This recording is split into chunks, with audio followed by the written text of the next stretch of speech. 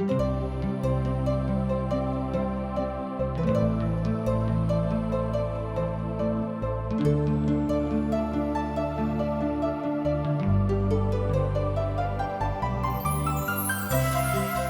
हार्दिक स्वागत कर रहल छी TWR इंडिया के द्वारा प्रस्तुत आशक इजोत कार्यक्रम में। यह एकटा सिलसिलेवार रूप से बाइबल के अध्ययन अछि। हमरा उद्देश्य अछि कि अहाँ सब परमेश्वर के इच्छा से अवगत रहू, जाय से हुनक विरुद्ध कोनो काज एहन नहीं करू कि दंड के भागीदारी बनू। बाइबल संपूर्ण मनुष्य जाति के छुटकारा के संदेश अछि। कृपया देखू आ सुनू, जाय सो परमेश्वर अहाँ के जीवन जिंदगी के राह ठहरे। आशा के इजोत मैथिली कार्यक्रम में हम एक बेर और अहाँ के अभिनंदन प्रभु यीशु मसीह के मीठ आ पवित्र नाम से कह रहल छी। आजुक दिन हमरा संगे खोल लिया भजनक पोथी तकर 64 अध्याय आ ओतऽ से लऽ कऽ 66 अध्याय धरि। दाऊदक जिंदगी में ई भजन सेहो एकटा ऐतिहासिक पृष्ठभूमि के राखैत अछि। ध्यान दियौक, दाऊदक जिंदगी में ई भजन सेहो एकटा महान ऐतिहासिक पृष्ठभूमि के राखैत अछि। मुदा एही बातक बड़ स्पष्टता के साथ हमरा सभक बुझनाइ सेहो जरूरी भऽ जाइत अछि। भविष्यवाणी के हिसाबे जँ अहाँ देखबै तऽ ई बड़ महत्वपूर्ण पराकाष्ठा के दिस मनुष्य जाति के लऽ जाइत अछि। ई बताबैत अछि, अर्थात ई भजन बताबैत अछि, जहन इस्राएली सब महाक्लेशक काल में पड़ताह तहन हुनका दशा कोन तरहक भऽ जेतनि, आ तहन प्रभु के लोक एहि भजनों के प्रयोग ओहि काल में करताह। केओ काज नहि कऽ सकैत अछि, मुदा परमेश्वरक भजन ओहि काल में काज करतैक। याकूबक दुखक काल बहुत महान भऽ गेल छलैक, अर्थात बहुत गंभीर भऽ गेल छलैक, मुदा ओहो काल में ई भजन हुनका संगे काज केने रहनि। अर्थात परमेश्वरक वचन हमरा सभक जिंदगी में सब ठाम सब काल में कार्यान्वित भऽ सकैत अछि आ मदद कऽ सकैत अछि। अहाँक लेल और हमरा लेल ई एकटा बड़ नीक भजन अछि, कियाक तऽ एहि भजन में दुखक काल में एकटा महान आशा के किरण झलकैत अछि। एकटा महान आशा के इजोत हमरा लोकनि एहि भजन में देखैत छी। एहि तरह एहि भजनक आरंभ होइत अछि। तहन हमरा संगे देखियौ पद 1 और पद 2 के। ओ एहि तरह कहैत छथि, हे परमेश्वर, जहन हम अहाँक दोहाई देब तहन हमर सुनू। शत्रु के उपजाबल भय के काल में हमर प्राणक रक्षा करू। कुकर्मी के गोष्ठी सँ और अनर्थकारी के हुल्लड़ सँ हमर आड़ बनि जाऊ। एहिठाम भजनकार कहैत छथि कि हम हे प्रभु अहाँ के छोड़ि कऽ आर केकरो दूसरा के नहीं चाहैत छी कि वो हमरा गोष्ठी में आबिक। जँ प्रभु कोनो कारणे हम ओहि तरह के गोष्ठी में पड़ि गेल छी तऽ प्रभु हमरा अहाँ बचाऊ। दाऊद पुनः प्रभु सँ हुनका बातक कहैत छथि कि हे प्रभु हमरा लुका कऽ अपना लग राखू, जाहि सँ प्रभु हम दुश्मनक चाल सँ बचि कऽ रही और प्रार्थना करऽ में अहाँ से संगति करऽ में कोनो तरह कोताही वा कंजूसी नहीं करी। कियाक तऽ महाक्लेशक काल में जहन इस्राएली सब प्रभु सँ आशा रखताह तहन ई भजन हुनका लेल बड़ कारगर भऽ जाइत छनि। अहाँक हम और एक बेर बतैने छलहुँ हैं कि इस्राएली शब्दक अर्थ यह भेलैक कि जे किओ प्रभु यीशु मसीह के अपन उद्धारकर्ता के रूप में ग्रहण कऽ लेने छथि और पवित्र पोथी के आज्ञा के अनुसार, पवित्र वचनक आज्ञा के अनुसार अपन जिंदगी के चलाबैत छथि, ओहि पर चलैत छथि, ओ सब केओ इस्राएली भेलाह। आ भजनक समापन दाऊदक के प्रभु के ऊपर महान विश्वास के साथ होइत अछि। हुनक एकमात्र आशा हुनक परमेश्वर छनि। ध्यान दियौक, हुनक एकमात्र आशा हुनक परमेश्वर छनि। जे किओ मनुष्य जाति के ऊपर भरोसा राखैत अछि, जे किओ मनुखक ऊपर भरोसा राखैत अछि, ओ धोखा अवश्य के खैताह।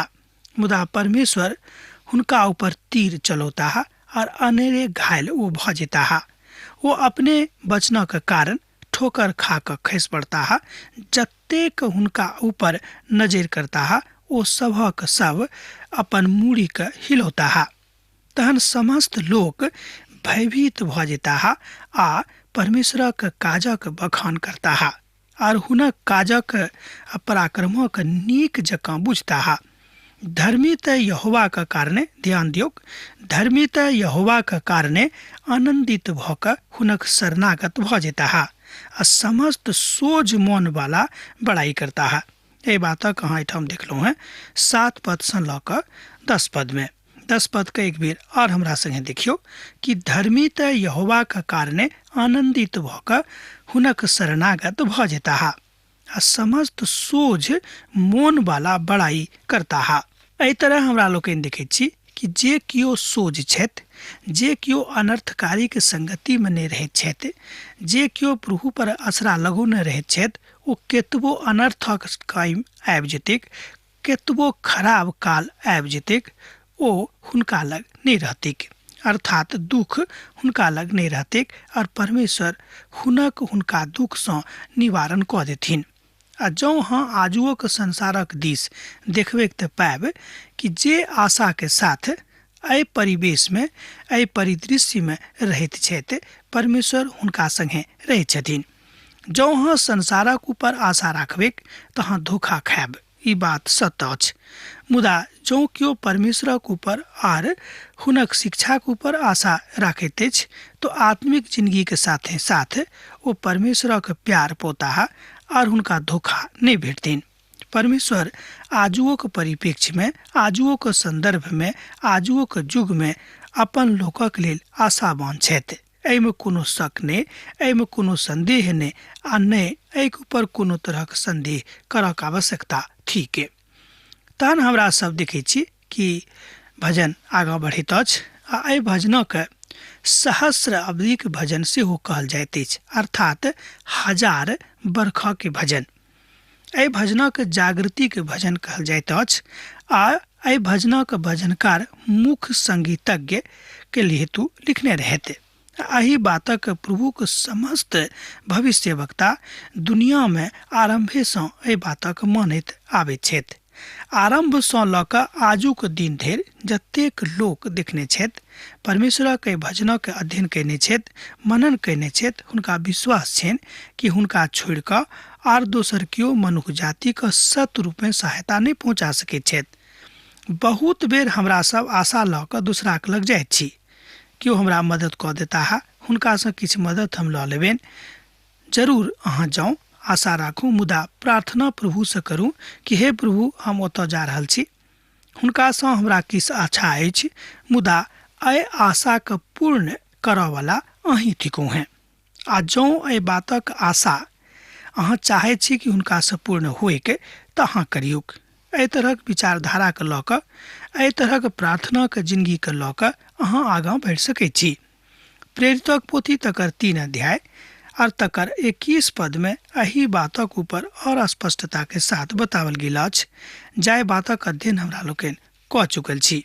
ई आवश्यक अछि कि जे स्वर्ग में ओहि काल धरि रहिक जाबे धरि ओ समस्त बातक सुधार नहि कऽ लेक, जाहि बातक चर्चा परमेश्वर अपन पवित्र भविष्यवक्ता के द्वारा हुनक मुख से कयने रहथि, जे दुनिया के उत्पत्ति के काल से होइत आबैत अछि। हम जखन देखलहुँ ई पद के, ई छल प्रेरितक पोथी तकर 3 अध्याय आ तकर 21 पद।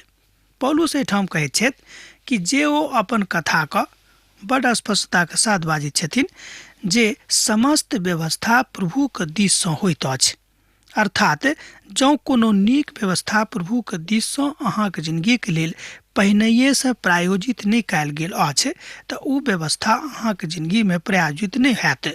ई अहाँके प्रयास नहीं हैत जौं परमेश्वरक कृपा अहाँके लेल नहीं अखन धरि भेल अछि। तकरा लेल प्रार्थना में रहऽ पड़त, तकरा लेल भजनक पोथी बड्ड मदद करैत अछि। जेना कि दाऊद कहैत छथि कि अहाँ मात्र एकटा हमर सहारा थिकौ हैं, अहाँ मात्र एकटा हमर शरण स्थान थिकौ हैं, अहाँके छोड़ि कऽ आ दोसर केओ हमरा जिंदगी में आशा के इजोत नहीं जगा सकै छै। यह बात आजुओ के परिप्रेक्ष्य में बड़ सत्य लागैत अछि। हे परमेश्वर, सियोन में अहाँके स्तुति, अहाँके खूब नीक इजोत हुएक और अहाँके लेल मन्नत पूरा करऽ वाला हमरा हृदय दिअ। ए बातक अहाँ देख सकैत छी एहिठाम 65 भजनक एक पद में सियोन व आज अर्थात सियोन आ भजनक पद बड स्वर्गीय सियोनक दिस इशारा करैत अछि। एहि संसार में सियोन नामक सेहो एकटा पहाड़ एखनो अछि। ओहि पहाड़क अहाँ एखनो देख सकैत छी, मुदा एहिठाम जाय सियोनक चर्चा कयल गेल अछि। ओ सियोन महान प्रभु के दिस, महान यीशु के दर्शनक दिस आ परमेश्वर के महानता के दिस, हुनक ऊंचाई के दिस इशारा कयल गेल अछि कि ओ सर्वशक्तिमान परमेश्वर छथि। एहि बातक द्योतक एहिठाम सियोन पहाड़ अछि। ओतऽ गेलासँ केओ स्वर्ग नहीं जा सकै छै। एहिठाम हम गप कऽ रहलहुँ हैं संसारिक सियोन पहाड़ के ऊपर। जँ अहाँ चढ़ि जायब तेकर मतलब ई नहीं भेलै कि अहाँ स्वर्ग चलि जेबै, किएक तऽ जँ अहाँ नीक रीतिसँ प्रभुके ऊपर विश्वास नहीं केलहुँ हैं तऽ अहाँ स्वर्ग नहीं जायब खाली ओहि पहाड़क ऊपर चढ़लासँ। आ जहन दाऊद ओहि सियोनक कथा करैत छथि तऽ ई वह सियोन अछि जाय एहि धरती पर अछि। किएक तो ओतऽ जाकऽ ओही के दिस एकटा उदाहरण दऽ कऽ हमरा सब गोटेके बता रहल छथि कि अहाँके सियोनक जकाँ ठाढ़ रहऽ पड़त, चट्टान बनि कऽ, अर्थात खूब विश्वास में स्थिर बनि कऽ रहऽ पड़त। कतेक धन्य छथि ओ जिनका अहाँ चुनि कऽ अपना लग आबऽ दैत छी। ध्यान दियौक, दाऊद एहिठाम कहैत छथि कि कतेक धन्य छथि ओ जिनका अहाँ चुनि कऽ अपना लग आबऽ दैत छी, जाहिसँ ओ अहाँके अंगनामे रहिक हम अहाँके भवनक अर्थात अहाँके पवित्र भवनक नीक नीक पदार्थसँ तृप्त होइत। एहि तरह हमरा लोकनि देखैत छी कि जे केओ परमेश्वरक ऊपर विश्वास कऽ कऽ हुनका संगे अपन जिंदगीके बिताबैत छथि, ओ परमेश्वरक अंगनामे रहता है, हुनक डौढ़ी पर रहता है, आर ओतऽ जतेक नीक पदार्थ अछि ओहि सबसँ स्वयंके तृप्त सेहो करैत रहता है। स्पष्ट भऽ गेल होइते कि परमेश्वर अहाँसँ की चाहैत छथि। एकटा छुटकाराके बात अछि कि अहाँ एहि रीतिसँ अपन पापसँ, अपन खराब जिंदगीसँ छुटकारा प्राप्त कऽ सकैत छी। किएक तऽ छुटकारा बड्ड जरूरी चीज अछि। जँ सबटा बात सुनलाके बादो, सबटा बात सिखलाके बादो एखनो अहाँ कतौ कोनो कोनामे कोनो तरहक पापक लुका कऽ रखने छी, तेकर मतलब यह भेल कि एखनो धरि अहाँ पूर्ण रीतिसँ छुटकारा नहीं पेलहुँ हैं। तैँ अहाँ सचेत रहब, धोखा नहीं खायब, किएक तऽ परमेश्वर बड्ड आर पार पारदर्शी छथि। अहाँ भूमिके सुधि लऽ कऽ तकरा सींचैत छी, अहाँ तकरा बड्ड फल देवाला बना दैत छी। प्रभुके नहर पानिसँ भरल रहैत अछि। अहाँ धरतीके तैयारी कऽ कऽ मनुखक लेल अन्न तैयार करैत छी। अहाँ रेबाईके बड्ड नीकसँ सींचैत छी आ तकर माठके बैसाबैत छी। अहाँ भूमिके मेहमेसँ भरैत छी और तकर अपनाके आशीष दैत छी। अपन भलाइसँ, ध्यान दियौक, अपन भलाइसँ भरल भरक भर हुनका मदद करैत रहैत छी। अर्थात अहाँके बाटमे नीक पदार्थ पावल जाइत अछि। अगला पद में ध्यान दियौक, एहि तरह बतायल गेल अछि कि अहाँके बाटमे नीक नीक पदार्थ पावल जाइत अछि। ओ जंगलके चराईमे पावल जाइत अछि और पहाड़ी सब हर्षक बात अहाँके दिससँ देखैत अछि। अर्थात अहाँ ओतऽ सब बात हरखित करऽवला बना दैत छी। एकर मतलब यह भेलै कि परमेश्वर जतेक नीक बात अछि अहाँके जिंदगीमे पूरा करऽ जा रहल छथि। आ तराई अन्नसँ झाँपल अछि। ओ जय जयकार करैत और गाबैत सेहो आबैत अछि। एहि बातक अहाँ एहिठाम देखलहुँ हैं 65 अध्याय के 9 पदसँ लऽ कऽ 13 पद में। 13 पद के एक बेर आर हमरा संगे देखियौक। एहिठाम एहि रीतिसँ बतायल गेल अछि, आ तराई अन्नसँ झाँपल अछि। ओ जय जयकार करैत और गाबैत सेहो आबि रहल अछि। सब किछु आबैत अछि, सब किछु अहाँ गाबि सकलहुँ हैं। ई सहस्राब्दी के बड्ड अद्भुत चित्रण कयल गेल अछि। जहन रेगिस्तान फलीभूतित भऽ जेतैक, जेना कि धरती समस्त बातक लऽ कऽ आबैत अछि, आ अहाँके शांति सब ठाम ओहि कालमे पावल जेतैक, जाहि कालमे मसीह एहि संसारमे अपन विश्वासी लोकक संगे 1000 बरखक लेल राज करबाक हेतु दोसर बेर औताह आबि रहल छथि। एहि बातक ऊपर अहाँ विश्वास राखियौक। भजन 66 मुख्य संगीतकारक लेल लिखल एकटा भजन अछि। एकटा भजन एहन अछि जाहि भजनक सकारात्मक प्रकाशक अहाँ देख सकैत छी, अर्थात एहिठाम प्रकाशनात्मक भजनक मनसा की अछि ई बात दाऊद एहिठाम बताबैत अछि। एहि भजनक रचनिहार के थिकाह एहि बातक जानकारी तऽ हमरा लग नहि अछि, मुदा किछु किछु विद्वान कहैत छथि कि एहि भजनक लिखनिहार शायद दाऊदे छलाह। मुदा ओ एहि भजनक रचनिहार भऽ सकैत छथि, कारण कि एहि भजनक भाषा कनेक हुनक भाषा सँ मिलैत छनि। हमरा सभक लेल एहि बातक कोनो ऐतिहासिक पृष्ठभूमि वा परिणाम नहि अछि आ प्रमाण सेहो नहि अछि जे हम अहाँके दऽ कऽ एहि बातक बाजी कि ई भजन हुनके लिखल रहनि। मुदा बहुत विद्वान सब एहि बातक ऊपर अपन अपन विचार व्यक्त करैत छथि। भजन 66 प्रभुक बड़ाईक एकटा महान भजन अछि, एहिमे कोनो दू मत नहि। आ ई एकटा बड्ड नीक आराधनाक भजन सेहो अछि, अहूमे कोनो दू मत नहि। तहन आउ एहि भजनक 8म पदक दिस हमरा सब अपन अपन मनक लऽ जायब। जँ अहाँके लग पवित्र पोथी अछि तऽ बड्ड नीक, आ जँ नहि अछि तऽ कोनो बात नहि, ध्यान दऽ कऽ सुनियौक। एहिठाम एहि तरहसँ बतायल गेल अछि, हे देश देशक लोक हमर परमेश्वरक धन्य कहियौक और हुनक स्तुतिमे राग उठाउ। एहि तरह एहिठाम बतायल गेल अछि कि हे देश देशक लोक हमर परमेश्वरक धन्य कहियौक और हुनक स्तुतिमे राग उठाबियौक।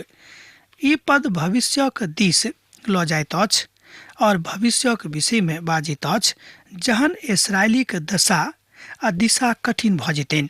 आ एहि तरह हमरा लोकनि एहिठाम देखैत छी कि एहि पदक ऊपर चर्चा करैत आगाँ हिजकियेल बताबैत छथि जे ओ नियत कालमे अपन बलिदान दऽ कऽ हमर सभटा बातक स्पष्ट कऽ देथिन, हमर सभटा उद्धारक बाटक खोलि देथिन। एहि बातक विषयमे ओहिठाम बड़ स्पष्टताके साथ भजनकार कहैत छथि। ई बात अहाँ पुरना नियमक एकटा दोसर पोथीमे देख सकैत छी। पुरना नियमक कालमे लोक सब बलिदान चढ़ाबैत छलाह, एहि बातक हमरा लोकनि सिखलहुँ हेँ वा एहि बातक हमरा लोकनि जनैत छी। तऽ एहि बातक संकेत छल जे प्रभु यीशु मसीह एहि संसारमे आबि कऽ मनुष्य जातिके उद्धारक लेल अपन प्राण दिअ छथि वा अपन प्राण दिअवला छथि। अर्थात एकटा उद्धारकर्ता आबि कऽ मनुष्य जातिके उद्धारक लेल एहि बातक समर्पित करयवला छथि, अर्थात अपन जिन्दगीके उत्सर्ग करब छथि। अर्थात यीशु मसीहके आगमनक संकेत छल बड़ स्पष्ट। ओ पुरना नियमक कालमे होइत छलैक आ भविष्यमे ओ सब बलिदान करबाक आशा सेहो राखैत छलखिन। ओ मेमनाके आबैके विषयमे सेहो कहैत छथि।